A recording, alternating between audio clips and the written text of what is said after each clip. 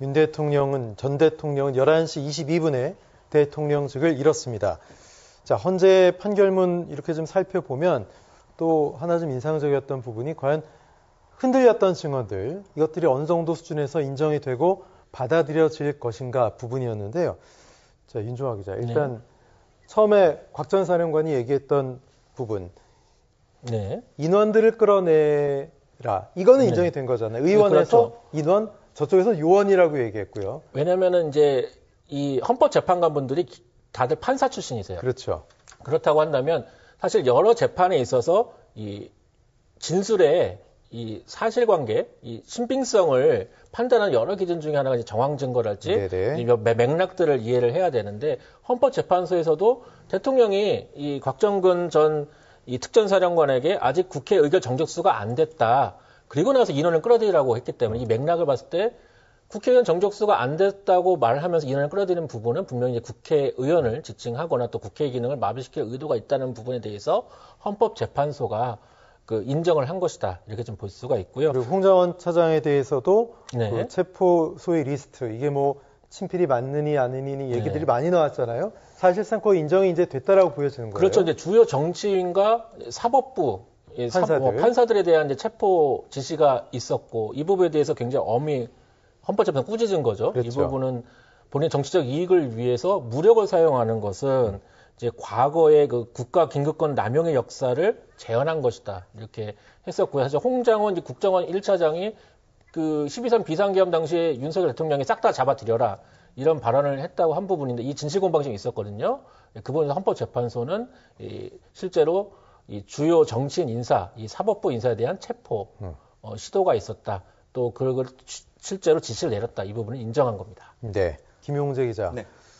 소위 겸허히 수용하는 이런 말로 어떨지 모르겠지만 국민께 납작 엎드리는 그런 내용들이었는데 국민의 입장에서는 지금 이럴 수밖에 없겠죠? 예, 일단은 그 얘기하신 대로 헌재 결정을 무겁게 받아들이며 겸허히 수용한다고 얘기했습니다. 그러면서 이 결정을 존중하는 것이 민주주의와 법치주의를 수호하는 길임을 믿는다라고 강조를 했었죠.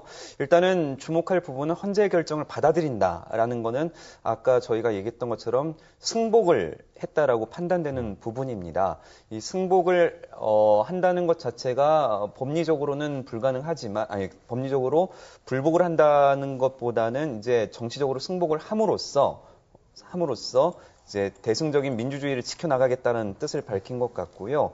그리고 이제 국민 여러분께 진심으로 사과한다는 이야기를 했었죠. 여당으로서 역할을 다하지 못한 데에 대한 책임, 그리고 민주당이 국회를 장악한 상황에서 반복되는 의회 폭주, 그리고 정치적 폭거를 제대로 막아내지 못한 점도 반성한다고 했습니다.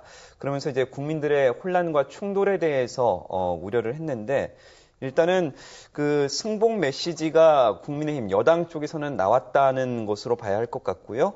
이제 관심은 과연 그 윤 전 대통령이 탄핵 심판 관련 승복 메시지를 낼 수 있을 것이냐, 낼 것이냐, 이런 부분들이 아마 관심사가 아닐까 싶습니다.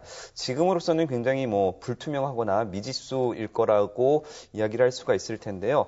예전에 박근혜 전 대통령도 탄핵 이후에 승복하지 않고 이제 진실은 밝혀질 것이다라는 입장을 고수했었거든요.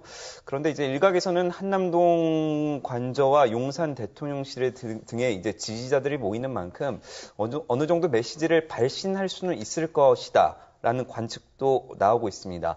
다만 이 메시지가 승복 메시지라기보다는 유감을 표시하거나 국민께 뭔가 이렇게 죄송하다라는 어떤 유화적이거나 애도르는 메시지일 수가 있고요.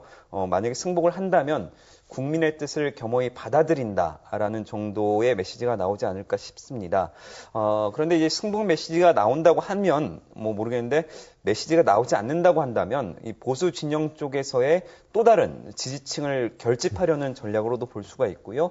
이렇게 되면은 이제 정치적 탄핵 또는 사법 쿠데타 같은 프레임을 또 내세울 수 있을 것 같습니다. 네, 저희가 헌재의 선고문 결정문이 나오면 방송 들어가기 전에 예측하기를 예상보다 좀 길 것이다. 그리고 엇갈리는 어떤 견해나 소수 의견들이 있을 수도 있기 때문에 좀 분석할 만한 소위 거리들이 많을 것이다 이야기를 했는데 지금 워낙 소위 바늘 하나 안 들어가는 그런 판결문이어서 뭐 얘기할 내용이 그렇게 딱히 없습니다. 그야말로 다툼의 여지가 없었다라는 얘기예요.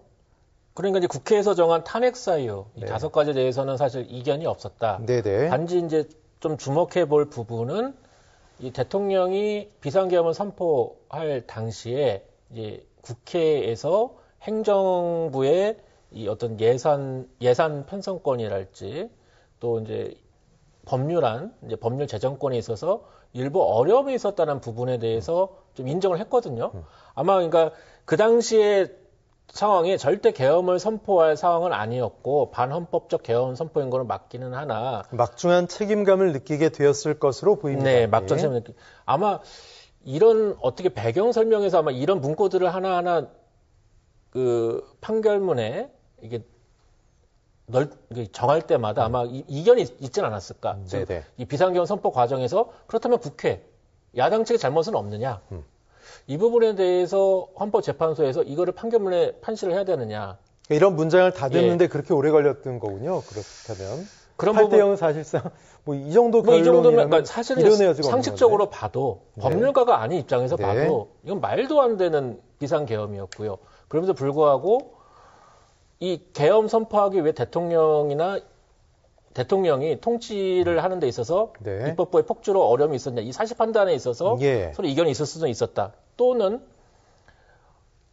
여러 가지 정무적 판단 또 그 국가 혼란을 최소화하기 위한 이 선고 시점은 어디일까라는 정무적 판단이 있을 수도 있다. 물론 헌법재판소에서는 이재명 민주당 대표의 뭐 선거법 위반 2심 선고일이나 뭐 4.2 재보궐선거는 전혀 별개의 전혀 상관이 없다고 밝히긴 했지만은 헌법재판관 개개인이 그렇다고 당리당략적 판단한 것이 아니고 국민이 납득할 수 있는 또 선고 시기는 어딜까라는 판단도 할 수는 있었다. 이렇게 한번 추정을 한번 해봅니다.